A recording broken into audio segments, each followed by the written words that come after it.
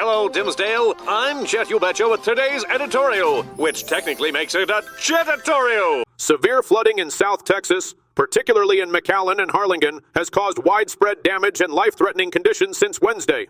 Heavy rainfall exceeding 14 inches in some areas led to flash flood emergencies and water rescues. Interstate 2 saw vehicles stranded in waist-deep water, and McAllen's South Texas Health System Hospital reported minor flooding. Several school districts and South Texas College canceled classes on Friday. Water levels at the Arroyo Colorado River near Harlingen are nearing a record-breaking 30 feet, with no precedent for such high levels. A tornado near Edcouch damaged structures, adding to the region's woes. Authorities warned residents to avoid travel unless under evacuation orders. A heartbreaking news. A Michigan patient who received a kidney transplant in December died in January after contracting rabies from the organ, the CDC confirmed. The donor, exposed to a wild animal in Idaho weeks before death, did not show rabies symptoms, delaying diagnosis. The CDC intercepted another corneal graft from the donor before implantation and administered post-exposure prophylaxis, PEP, to other tissue recipients who remain healthy.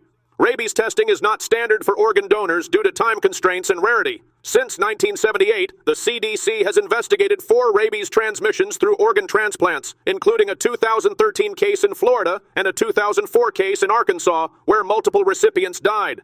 In another update, Devin Davis, 23, is stepping up to care for his 4 younger brothers after their parents died unexpectedly in February 2025. Their father, James Davis, 42, died during a work trip in Florida, possibly from a heart condition. A week later, their mother, Jennifer Davis, 41, was fatally struck by a car while trying to retrieve the family dog.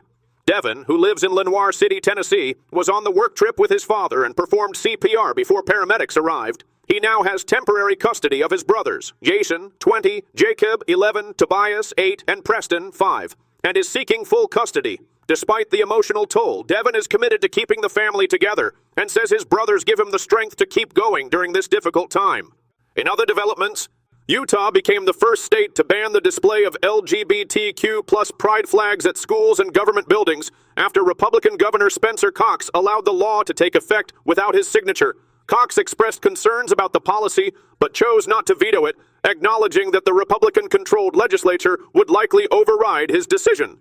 The law, effective May 7th, imposes a $500 daily fine for flying any flag not on an approved list, including the U.S. flag and military flags.